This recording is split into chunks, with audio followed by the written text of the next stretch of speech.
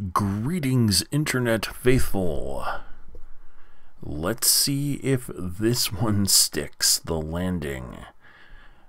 We are back on YouTube, and we are back on YouTube because Twitch was not cutting it for me. Twitch was not working out at all. The frame drops were terrible.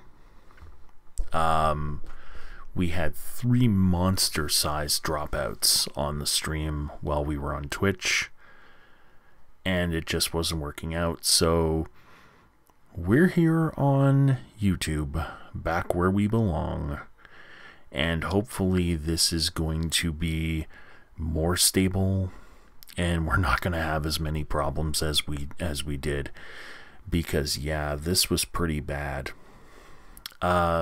So we've taken some precautions in order to make sure that that things are going to be smooth. I adjusted the bitrate a little bit. I pulled it down a little, and that will be a little bit less taxing on the system.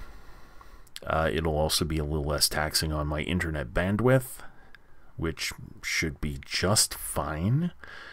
I have plenty of bandwidth to do streaming, and I've done all kinds of streaming before. It just seems to be, I don't know what it is. Sunday night is not a good night for Twitch, or night times in general around this time just don't seem to be really good for Twitch. But I digress. Okay, so things we've learned. Number 1, forget Twitch. At least under this setup. And I don't know if it's going to be any different if I move to a Windows environment versus being on the macOS environment. Can't say. Not going to speculate on that now, but I know right now this is working much better. So we're going to go back, and we're going to move this over to where I can see it more easily, and we're going to bring up our trusty desktop environment, and we're gonna fire us up some discourse.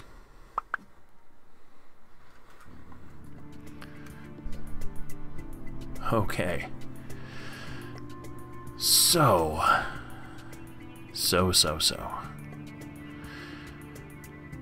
now the question becomes, do I start over yet again? You want that bacon back? Okay, good.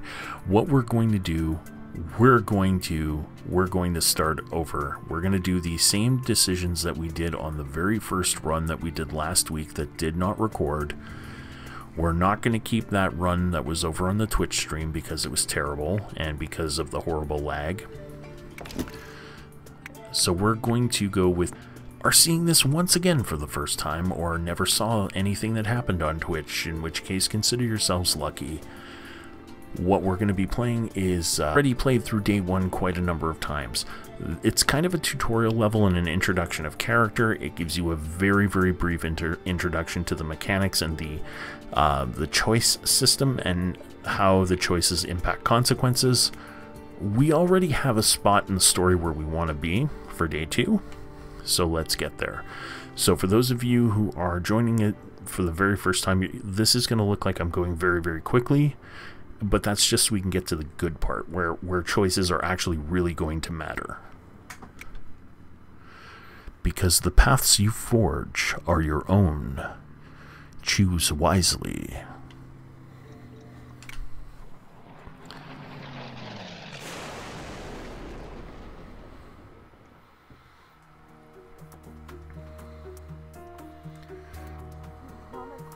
Okay, so of course, because we're a barista, we're going to use a coffee analogy. Brain feels like it went through a coffee grinder.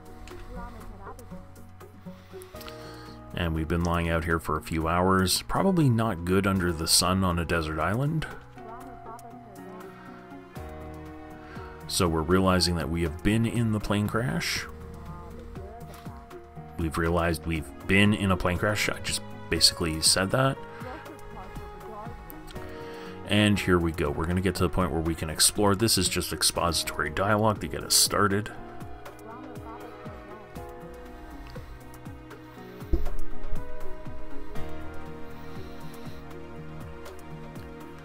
Okay. Few drop frames here and there, but nothing too bad. Alright, let's move around. Let's take a look. We're going to take a look at the wreckage. And then this is the seat that we were in.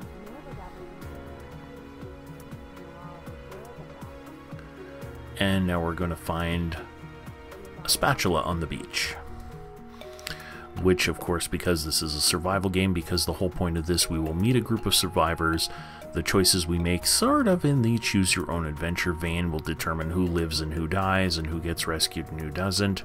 So let's at least equip ourselves with something to help us survive. This will be used as a weapon. And we hear voices off in the distance.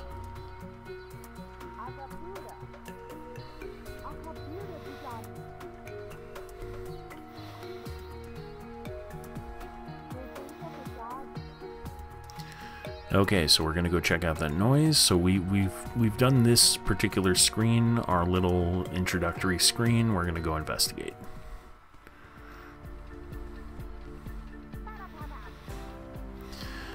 So once again, we have two people here. We have Teddy.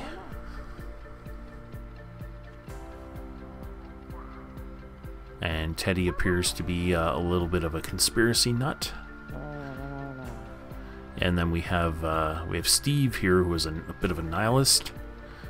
We haven't been introduced to his name yet, but we soon will. Just there.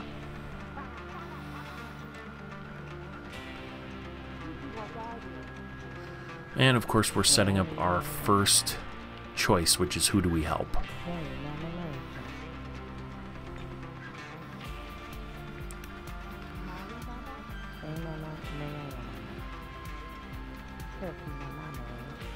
So they're basically afraid to make any sudden movements. And all he has is a stapler from his office. So we have a frying pan, he has a stapler. And Teddy has a metal detector.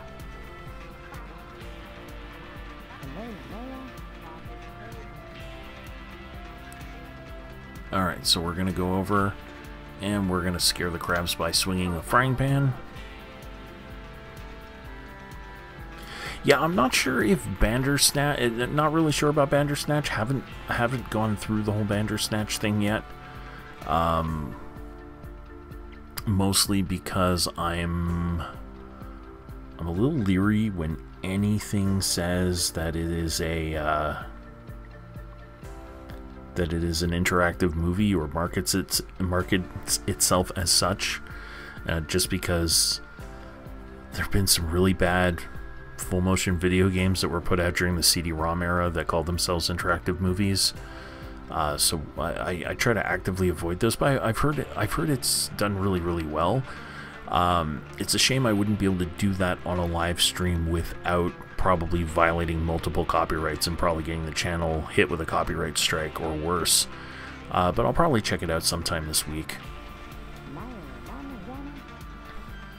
So we scared them away from Steve, here we go. And the crabs have just sort of taken Teddy out and ripped up his legs. So that's where we were last time.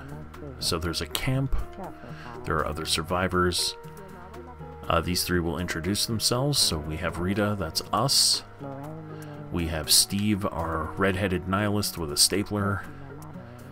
And we have Teddy, our paranoid conspiracy theorist with a metal detector and multiple wristwatches.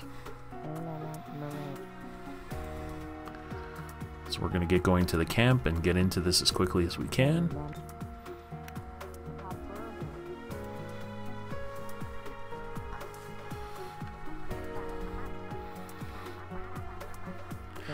Yeah, big impact on the movie. I mean, really, like, to me, what it looks like is just sort of a bigger budgeted version of the Tex Murphy adventures. Things like the Pandora Directive or Under a Killing Moon, or there was a new one that came out just a few years ago. It's basically FMV video, and like depending on what you choose, you're just sort of branching to a different part of the disc, so to speak. Or it's like for those who played the VCR games like Clue. Back when like Like, interactive media is not new. You can only do it in so many ways. It just has to be well directed. But it has to be well directed on two levels. It has to be well directed on an acting level, and it has to be well directed on a game mechanic level, because otherwise it just falls flat. So speaking of games, we're now in this game being introduced to our cast of characters. These are our fellow survivors. So everyone, as you can see, has sort of their distinguishing characteristic. We have Jolene, who's speaking now with the big glasses, her husband, who will be introduced to us with the big mustache. We've got Teddy with the frazzled look and the multiple wristwatches. We have, I believe, Garrett, who is a gamer with the heavy metal t-shirt and the neck beard. And then, of course, we have Steve with the bright red hair and the tie and the stapler.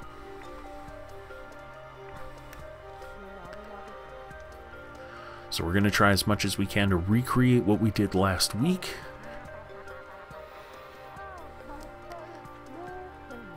And here come the character introductions. So once again, we're Rita, just in case we forgot. So that's Jolene. The lump with the mustache is the husband, George. And Garrett is a gamer. We're going to get into a lot of gaming tropes. It will get tiresome. Okay, so we're going to learn about our situation once again. And again, I'm rushing through this as best as I can to still let new people kind of catch up with this, only because we've been here many, many times before.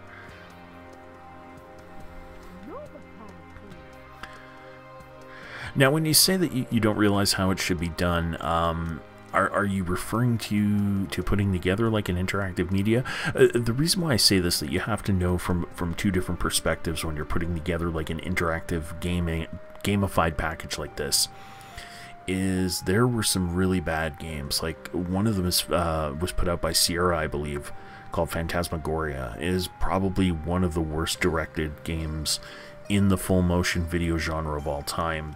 It's just so terrible. The acting is horrible, the puzzles are horrible, and nothing fits. Somehow they made, I think they made a couple sequels off of it too, which I don't get why. But it was just terrible. I would imagine that they're much better at it now. Like, obviously we know how to direct actors. And of course, because you're putting this together, you also have the hindsight of learning from the mistakes of things that have come in the past. Okay, big desert island. We have a mountain. It's a long hike away. We don't know what's over there. We made a shelter. And we got pretzels. That's our food source. We have a fire. Let's introduce our first conflict. And there we go. A wild boar has shown up and stolen some of our pretzels.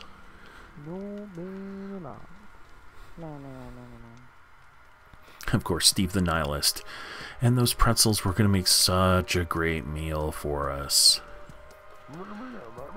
Alright. So here comes the first main decision of the game. Do we split? Do we go with the party that's going to go after the boar? Or do we stay here and defend the camp? So the group is fairly split 50-50 with what's a good idea.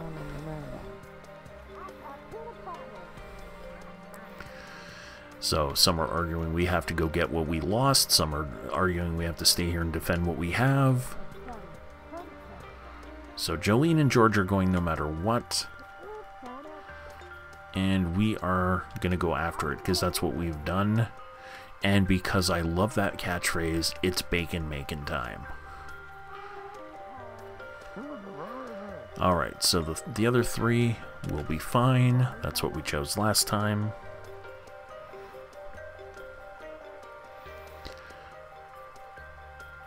Yeah, well, the thing with multiple branching endings in these types of games is, if you're paying attention or if you're very familiar with the source material and know what to look for, it tends to be a lot easier. And also, if you have experience, well, again, having not seen the Bandersnatch at all, you get an intuitive sense if you're a gamer in this genre. If you like adventure games or if you like puzzle games, you tend to have a feel for what type of logic that the gamified part of it is going to look for, and it does help you get to better endings.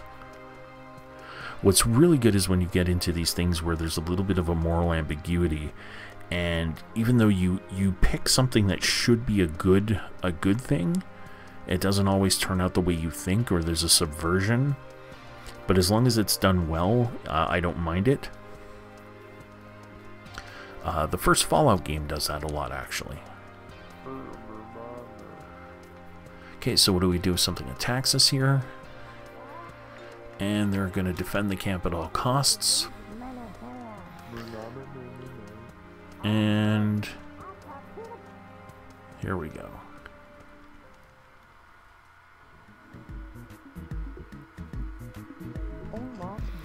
Okay, so there it is. I'm not going to screw up this time. The last time when we were over on Twitch, I did things in the wrong order. So right now what we have, I have all the time in the world to go through this. So we have 3 weapons. We have a fishing pole, we have a camera, we have a frying pan. So we're going to use the fishing pole to get its attention, then we're going to stun it with the camera flash, and then we're going to hit it with the frying pan. Now I just got to make sure I'm paying attention to what I'm doing. So the plan is, throw the pole. Just do it, George, we're running out of light. So you can see the sun's coming down. Okay, so now we have Jolene flash her camera. It is stunned. And now attack with frying pan. That's what I thought I was doing last time. There we go. That's exactly what we wanted to do. And the boar is dead. So we're going to pick up the pretzels. And I'm going to go off. And I'm going to do some looking around. And one of the things that we find here, this is the only part that's important, is there's a clipboard. Disaster. Disaster. You get it? Did you get it? That's a very common trope of adventure games, are bad puns. So there's a maintenance checklist for the plane that just crashed, and nothing is checked off. And they're wondering if it's a spare copy, but it actually looks like the plane has not been inspected since 1991. That's impossible. Now, of course, we're going to keep it, because if we get off the island, we want some answers. Alright, so we know we need to get back to camp.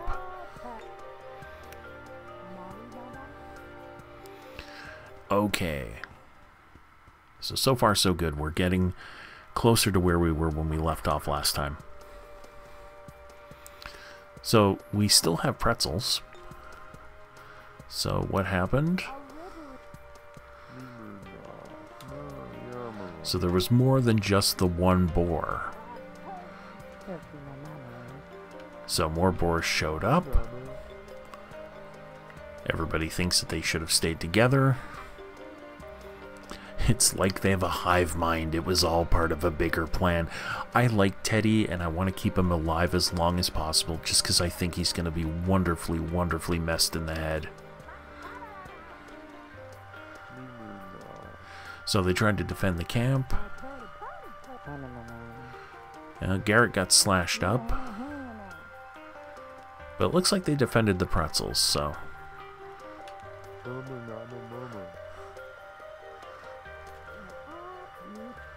Alright, so we're going to put this on the spit. So we recovered the food that it stole, and now we have the boar.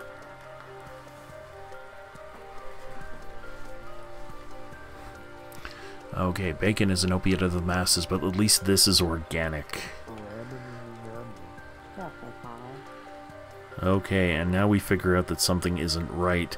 One of the things that would tell us that it's not right is there are a lot of flies around that. I don't know if anyone's ever been to a pig roast, but you don't get insects like that around a spit.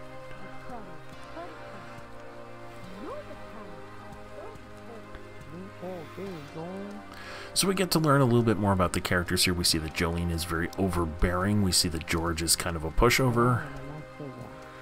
Steve, it looks for the worst in everything, and this time he's right. So this is gross. You can see that there's worms moving around, so the meat is diseased.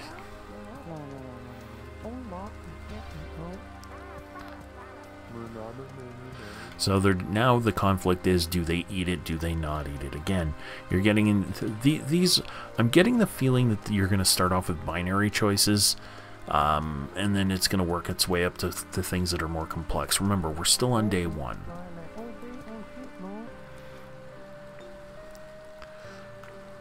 Okay, do what you want, I'm out.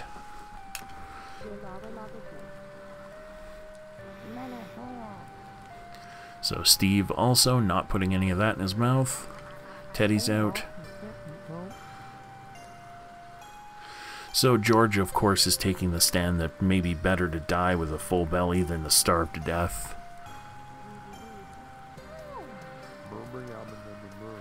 Alright, so again, we now have 4 people. 4 people who are not going to eat.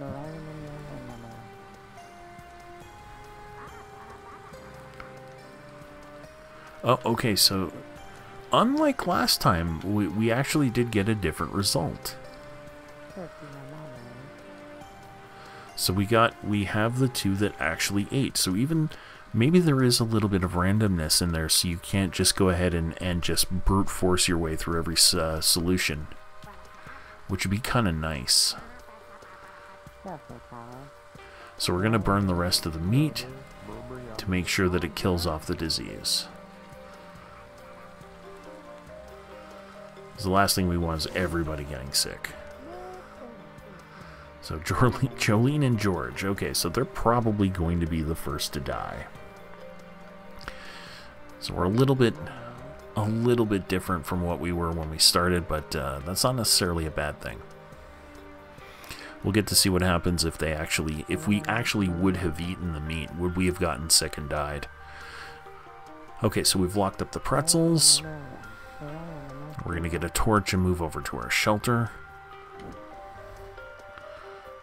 which is over here. Okay, so what we're going to get with this torch is we're going to get enough light to speak with 3 people. Now, the people that you speak with, it makes a difference. The order that you speak with them makes a difference. So what we're going to do is we're going to do the same 3 we did last time. We did Teddy first. So again, we get to know our resident paranoid conspiracy theorist. And one of the things I like is what he brings up. It's very reminiscent of the film Cube, which is where this is all some sort of giant social experiment that's just used for the hell of it.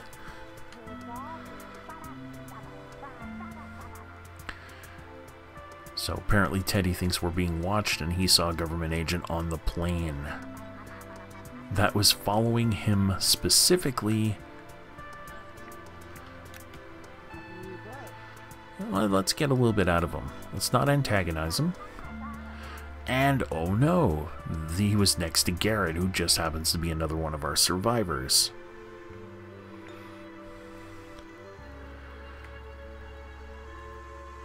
So that is pretty strange. Let's get more out of him if we can. Yeah, Cube is a movie I'd really like them to see remake. Wow, word talking things hard. I would really like to see them remake Cube with a little bit of a bigger budget, but mostly with better actors, because you could tell that these were all B-level TV actors.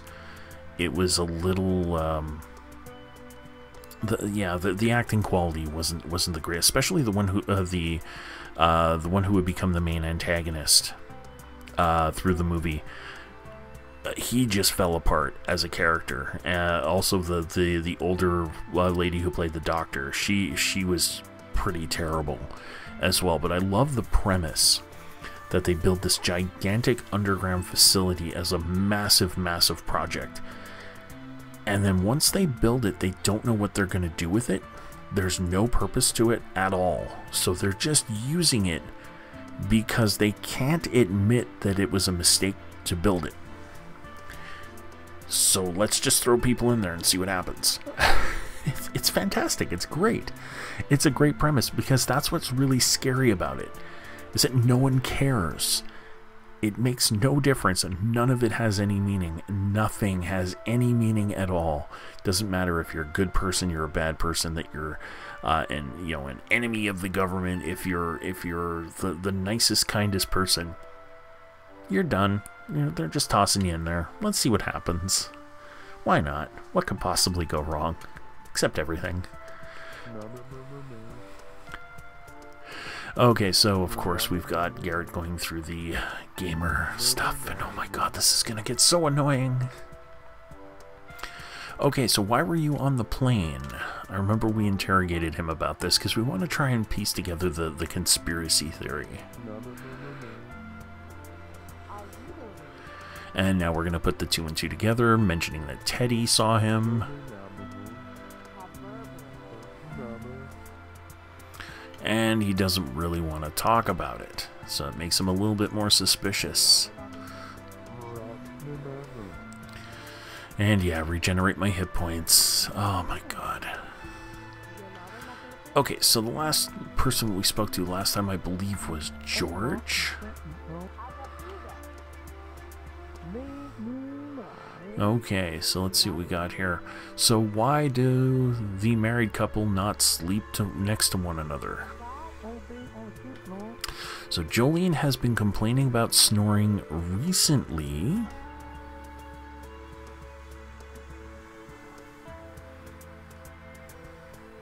Oh, well, you know what, spoiler. I'm not worried about spoilers for a movie that came out in 1997.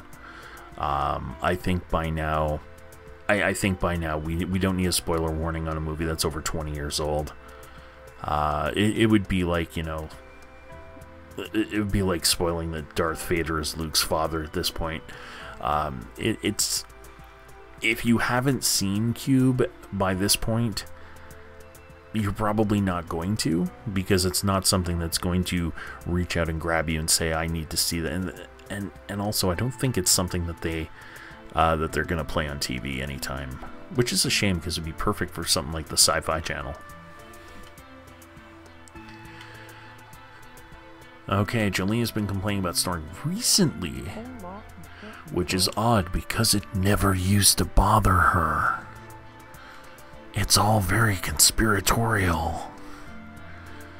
I'm getting a very sense of Lost from this game.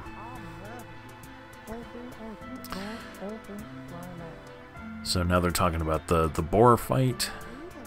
And no, it wasn't that easy. It was a bit of a puzzle. You had to kind of figure it out. The good thing is that for some of the decisions, you get a long time to think things through. If this is more of a real-time strategy type of thing, I don't think I would like this game at all. And of course, he's talking about wrestling his cousins back on the farm. And this is very telling. He would win once in a blue moon, but he wonders if his cousins let him win just so he wouldn't quit. And that's got a very Lost quality to it. That it's the systems of control give you a little bit of a victory every now and then just so you don't give up. Alright, so again, torch is too low, so we don't get to speak to everybody. We missed 2 people. We missed Jolene, we missed Steve. So we're going to come here, and we are going to go to sleep.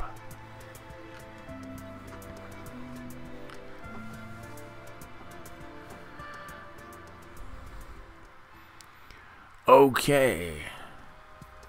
Oh wow, I just realized now I did not change the name of the stream. It's still showing day 6 when we're actually on day 20.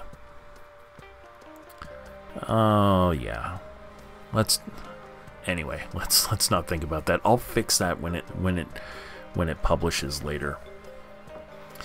Okay, so we made it through the first night alive. We have 6 survivors still, but I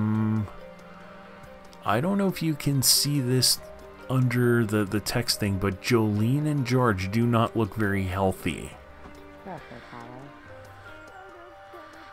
Something's not sitting right with the boar we ate. This is going to be a rough day, so they are sick. But they need to soldier on. Maybe someone planted something in your brain while you were asleep. Oh, I love Ted. Teddy is officially my favorite character. Officially my favorite character. He is great. He suspects Garrett.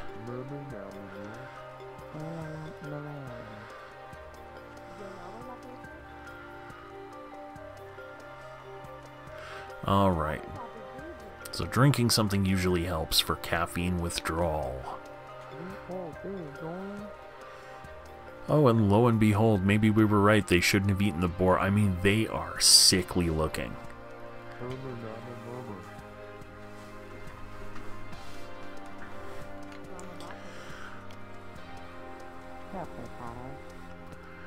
Ah, okay, we're going to check the wreckage for supplies. Maybe there's some water from the plane. So I'm going to assume that they're in the ocean, or the island is in the ocean, because otherwise they would be surrounded by fresh water.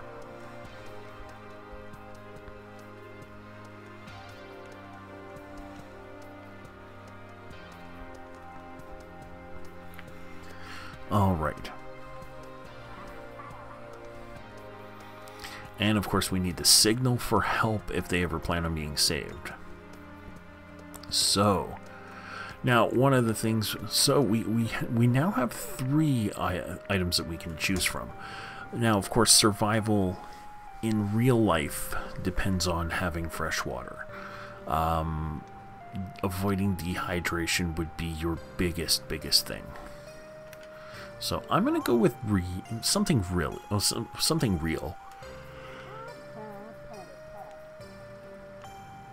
So we can see if there's a lake, because a lake would be freshwater. Then it's possible that there would be a lake on a very large island.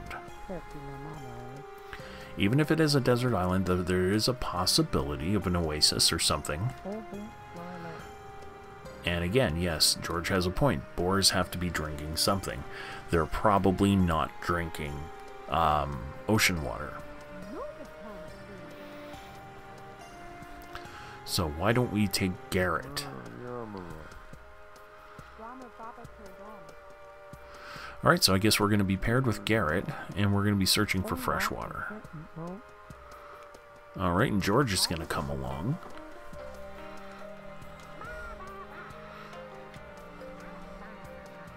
So Teddy is going to stay back and watch the camp.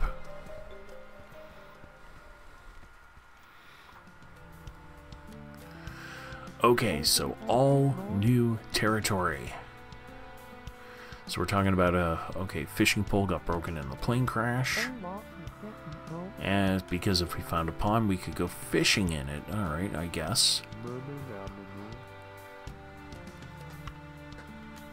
The only thing that survived the crash was his game brick. I clung on to Bricky with my life. And of course we set up the gamer is loser trope where... Oh man, this is gonna get so old. Oh, and he talks to it like it's a real thing, like a person. Please don't let this be a Wilson. Please don't let this be a Wilson. Alright, so we're here to find water. Okay, so we're not giving up, we're finding water, damn it. So there's got to be a trace. We have to find something. He's not feeling too well. Alright.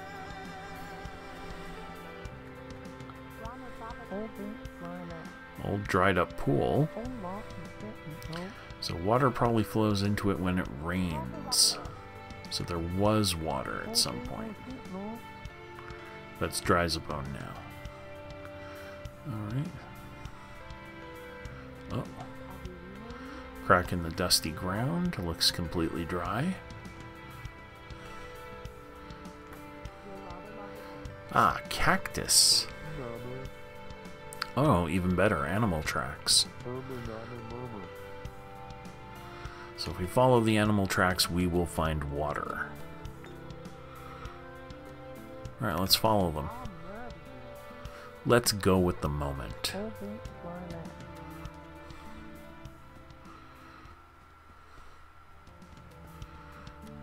And there we go. We have water. And we saw something move.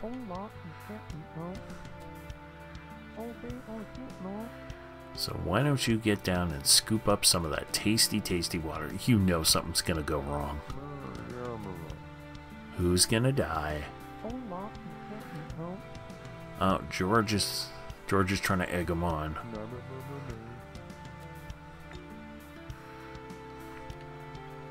George, get some water.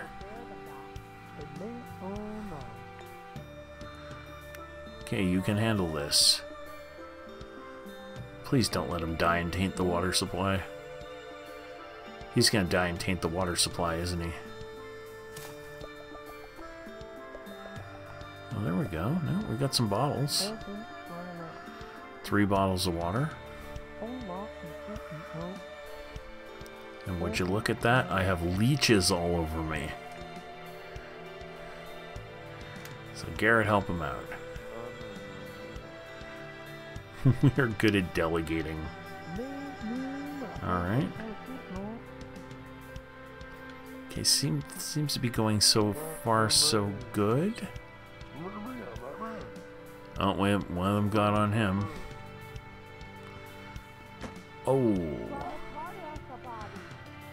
Okay, that was a little extreme.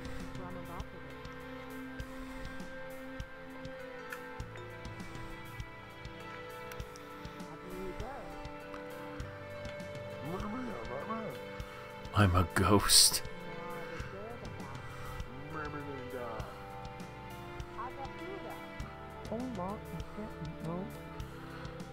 Okay, so he's talking stranger than normal. He must have hit his head pretty hard. So he's got a possible concussion.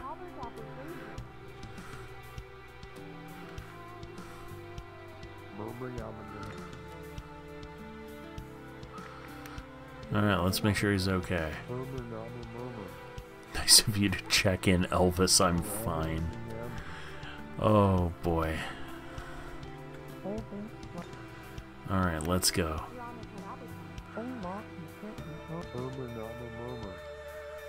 Is it our legs that move or the earth around us? Okay, I'm starting to like him again. He is super concussed. Alright, let's get going.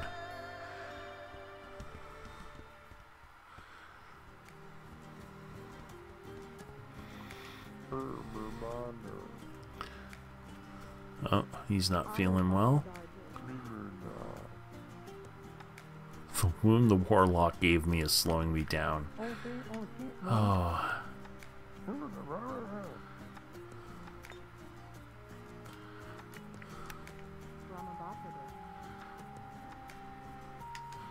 Alright, so let's see if we can get him to pull himself together.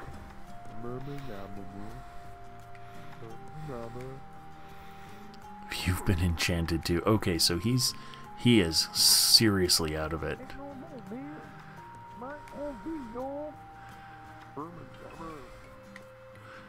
Berserker rage.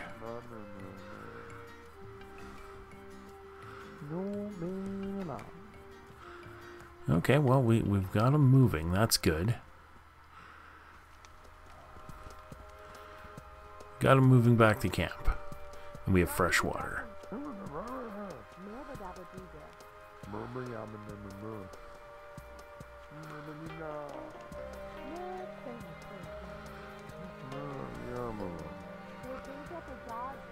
Alright, so Garrett did his part. And everybody's taking a drink.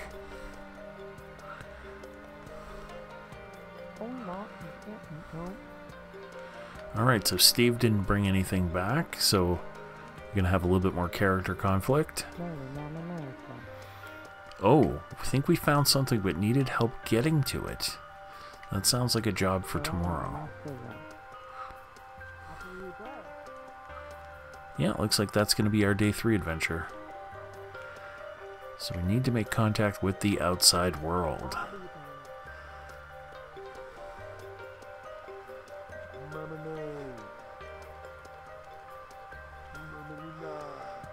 Okay, so he is still heavily concussed. So we have one person who's heavily concussed. We have 2 people that are sick from eating tainted meat. We're doing great. I'm feeling like our leadership skills are amazing. Because we're still fine. We're still fine. We at least are surviving this. Maybe we're the ones who run the cube. Who knows? But yeah. Alright, so let's see if a good night's rest. Now, of course, usually when you're really heavily concussed, they don't want you to go to sleep. At least not for a little while, so this may not be the best course of action. Alright, so let's make our way over to the tent.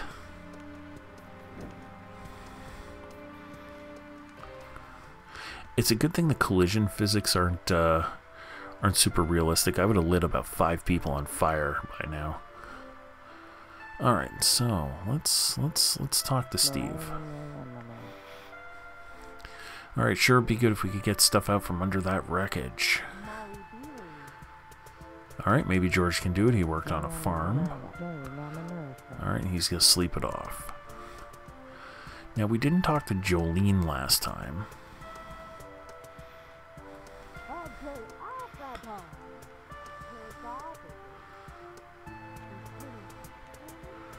George always says that work is the best thing for you. I think that may be the only thing we disagree on. Now, we know that they don't sleep together because of his snoring. Maybe we'll get that as a conversation piece. Well, maybe there's more than just one. So from what I understand, no marriage is without a little disagreement. Alright, well, you'll see one day that marriage can be a complicated thing. That's saying I get married. Okay, so I guess we're not going to get into the snoring and sleeping together thing.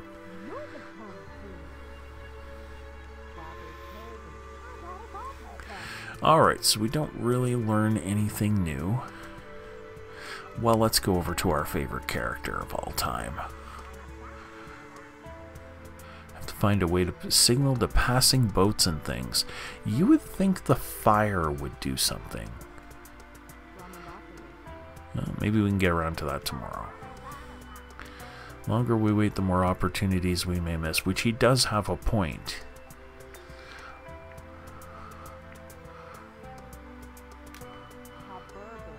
Okay, we'll have to take care of it tomorrow. Alright, let's get some rest. So if anything... Okay, so our torch is too low. So at the end of every day, we're going to get a chance to speak with 3 people. So we have successfully made it through day 2. And we're going to get ourselves some shut-eye. So I think this is where we're going to end things. So now everything is up to speed. And we are on day 3. And with that, we are going to move to our main menu. And we are going to exit the game and put us back on our handy dandy desktop. And so if I'm looking at the stream and I'm looking at the statistics, we've been up for 45 minutes on YouTube. We've dropped less frames in the entire 45 minutes than I was dropping per second or per 5 seconds when I was on Twitch. So there's definitely something up with Twitch. I have to figure out what it is and why it's not working as well as it could. Reason being is that I wanted to use Twitch for gaming stuff only, and then maybe use the YouTube streams and maybe Facebook for other things and kind of keep them themed. But it doesn't look like I'm going to be able to do that. The good news is YouTube seems to work pretty well, and the settings that I have set now are pretty locked in. Those seem to be working well. So that's a bonus. That is a plus. But we're going to end the stream here. I want to thank everybody who showed up, and I want to thank everybody who participated, and hopefully we can make things a little bit less chaotic next week. I might do a couple test streams during the week, during the day, just to see what I can find out, what I can figure out. I don't know if I'm going to use the flag on Twitch to kind of hide that I'm broadcasting for testing or not. I haven't figured that out yet.